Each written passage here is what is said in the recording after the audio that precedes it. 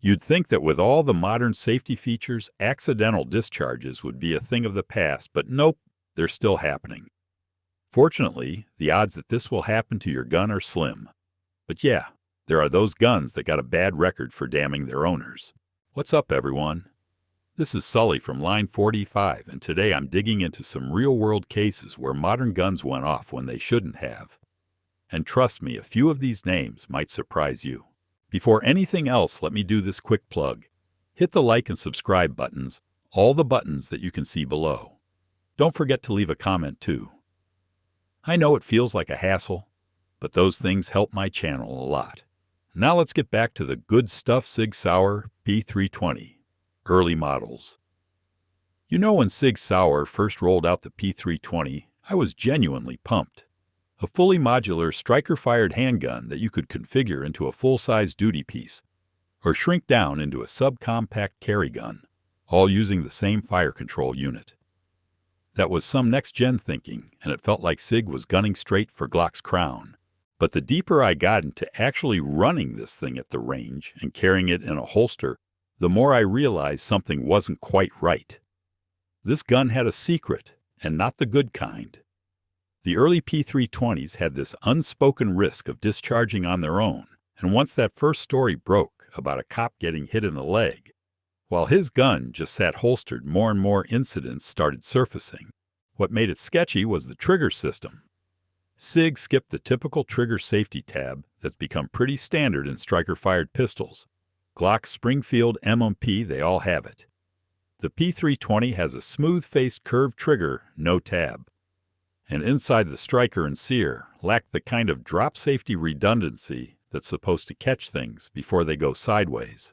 I saw drop tests done where the pistol, when dropped at just the right rear corner angle, would let that striker slam forward with enough force to ignite a round. We're talking about a gun that can go bang when it hits the ground. Not because something broke, but because of how it was designed.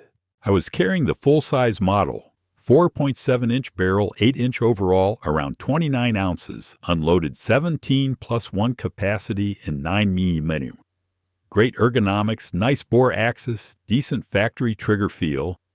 But man, once that concern got in your head, it never left. I remember holstering it one day and flinching, not because I did anything wrong, but because I knew some guys did everything right and still caught a bullet. Sig did roll out a voluntary upgrade, replacing the striker, adding a disconnector, and swapping in a skeletonized trigger. But even then, a lot of early units didn't make it back in for the fix. The scary part is that there are still unmodified ones out there floating around in holsters' nightstands, maybe even tucked under car seats. And that's why, for all its innovation, the early P320 is one of the most potentially lethal designs Sig ever released. Now, if you think that's wild, wait till we dig into the Taurus PT247 Millennium. It had its own nasty surprise, especially when dropped. Taurus PT247 Millennium. I've always had a soft spot for budget pistols. Not everyone's dropping $800 on a carry gun, and the Taurus PT247 Millennium Gen 2 looked like a hell of a deal when it hit the market.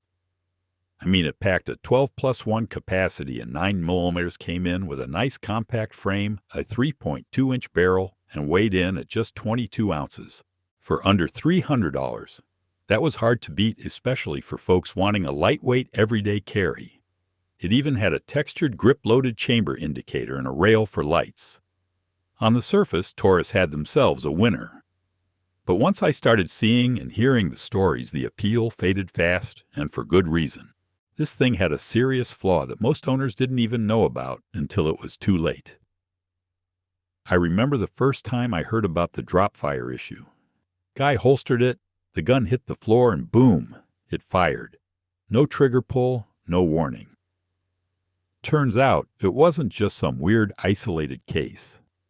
Multiple incidents started piling up, some caught on camera, others in court records, of this pistol discharging when dropped, or even just bumped the wrong way. And that's where the real danger lived, in the internals. The PT247 striker-fired mechanism didn't have a fully reliable internal safety system to stop the striker from flying forward under impact. There was no firing pin block you could count on, and the trigger, while decent for a gun at that price point, wasn't helping either. It had a long, vague pull with a reset that felt mushy, meaning it didn't inspire much confidence even in clean operation. Internally, the lack of a robust disconnector or striker block made it possible for the sear to disengage without a proper trigger press. And that's terrifying, especially when you're carrying this thing every day, trusting it not to kill you when you slip on the ice or drop your gym bag. After a wave of lawsuits, Taurus settled for $30 million and agreed to repair or replace the affected guns, including the PT247. But it wasn't a formal recall, so unless you registered your pistol and followed the fine print, you might still be carrying one of these with no idea it's got a hair-trigger temper. But Taurus wasn't alone in this game. For something even more unnerving, let's talk about a hunting rifle with a trigger system so flawed that it's been blamed for deaths. Yeah, I'm looking at you, Remington Model 700. Remington Model 700 pre-2006.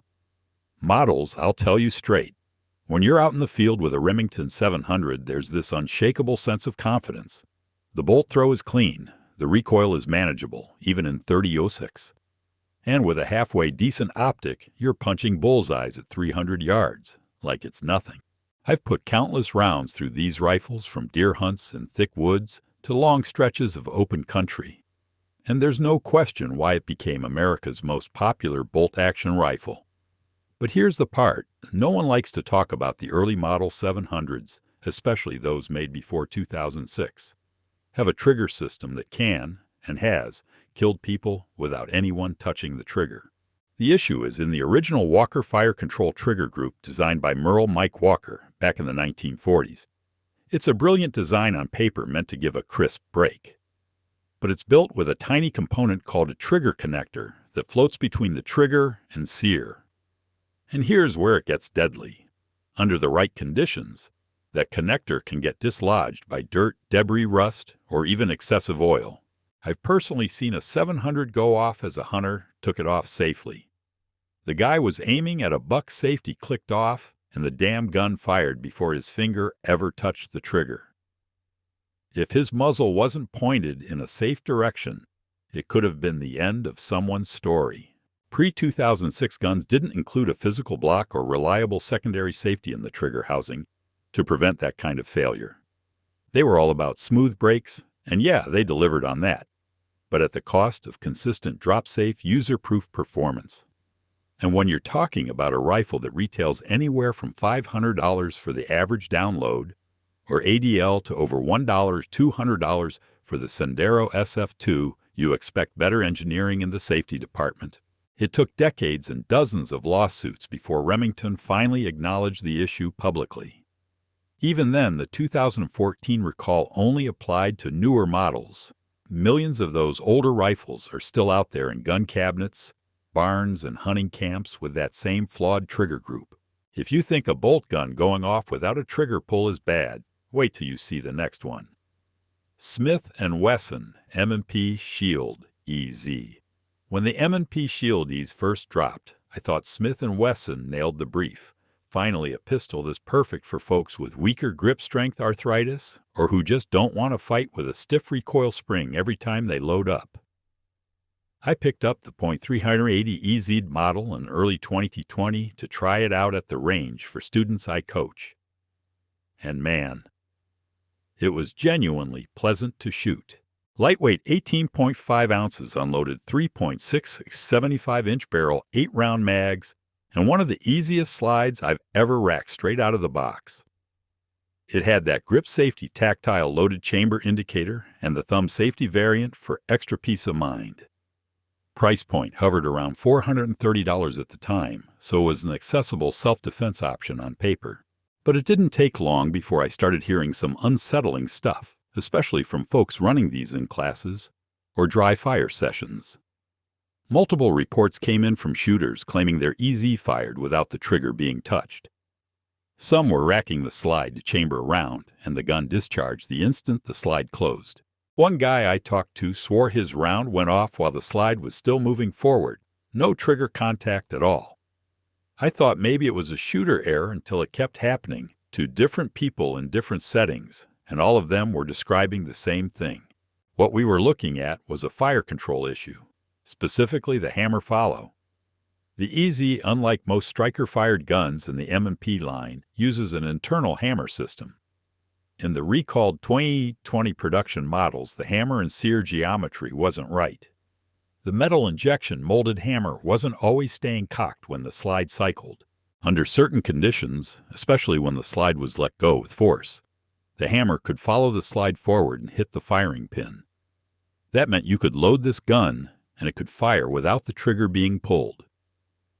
And yeah, that's a major issue when you're racking it from a slide lock with a fresh mag. Smith & Wesson issued a safety recall in 2021 for affected serial numbers, and I sent mine back immediately. But you know how it goes. Not everyone reads recall notices, and plenty of EZs from that run are still in drawers, purses, and glove compartments with that exact defect. Glock pistols with aftermarket customizations. You know there's a reason I keep a stock Glock 19 in my safe and haven't touched a thing inside it. I've shot dozens of modified Glocks over the years, some built out for competition, others customized for carry. And while some of them ran smooth, a few gave me chills. Not because they jammed, but because they fired when they weren't supposed to. That's the dirty little secret about these Gucci Glocks. The second you start swapping internals, especially aftermarket trigger kits, ultra-light striker springs, or full auto switches, you're dancing around Glock's original safety system, and you might not even realize it until it's too late. Let's take a Gen 4 Glock 17, for example. After all, it's one of the most overly customized Glock guns out there. It's a 9mm polymer frame pistol that weighs around 25 ounces and uses a 4.49-inch barrel and factory trigger pulling about 5.5 pounds. That trigger works in harmony with three passive safeties: the trigger safety, the firing pin block, and the drop safety. When left untouched, the system's pretty much idiot-proof. But once folks start dropping in competition triggers, say a Zeev Fulcrum or an Overwatch Precision, you're changing the whole firing dynamic. The sear engagement angle might get shorter. The connector might reset faster or not at all. And the striker, now sitting on a lighter spring, can let go too early. I've seen guns go off while chambering around. No finger on the trigger. Just slam the slide forward and bang. And don't even get me started on light primer strikes that turn into unintentional follow-ups. Then you've got the worst offenders' illegal Glock auto switches. These tiny backplate mods override the semi-auto action and force the striker to run full auto. It's illegal, unsafe, and wildly unpredictable, especially since most are printed overseas with zero quality control. I physically witnessed a modified G19 with a cheap switch go off while the shooter tried to clear a jam. The slide was halfway back, and the damn thing discharged. No bang switches involved. If that gun had been pointed a few inches left, someone would have ended up in an ambulance. So the lesson here is that if you want your Glock to be reliable, don't screw with what works. Custom doesn't always mean better. It can mean dangerous. But believe it or not, the next pistol on our list didn't need aftermarket parts to be a hazard. From the factory, it was already infamous for firing just by being handled wrong. And yeah, I am talking about another Taurus. Taurus PT247.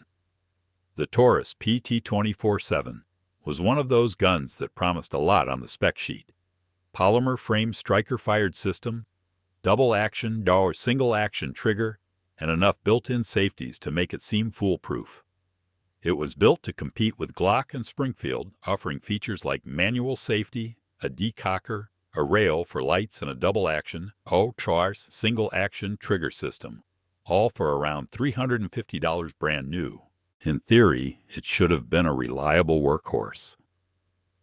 I ran one for a while in 40 S&W, and while it shot decent groups and felt good in the hand, with that aggressively textured grip and full-sized frame, something always felt off in its timing. The reset wasn't clean. The trigger felt like it wanted to outrun the internals, and every time I chambered a round, I paid extra attention, because I'd already seen what could go wrong. I started hearing more cases from instructors and shooters in the community. Stories about this gun going off when dropped or while the slide was moving into battery. Some shooters even had it fire when simply disengaging the manual safety. Mechanically, that's terrifying. What we later found out was that the PT247 striker system had serious integrity issues. The fire control assembly wasn't consistent. The trigger bar and sear interface had too much play, and the striker block, supposed to be a core passive safety, was either too soft or just didn't engage properly under certain conditions. There were multiple drop tests done independently and captured on video where a loaded PT247 with the safety engaged discharged from waist height. The internal safeties failed to isolate the striker when the gun hit the ground. Combine that with the lighter trigger pulls and you get in single action mode. You've got a recipe for an unintentional discharge with very little provocation. These weren't just range accidents either. There were real-world injuries tied to this exact failure. That's what led to the massive 2015 class action lawsuit where Taurus agreed to repair or replace 9 different pistol models, including the PT247. But there was no forced recall. Many owners never sent their guns in. A ton of these pistols are still sitting in drawers and holsters, right now loaded and potentially lethal without warning. Without warning. Without warning.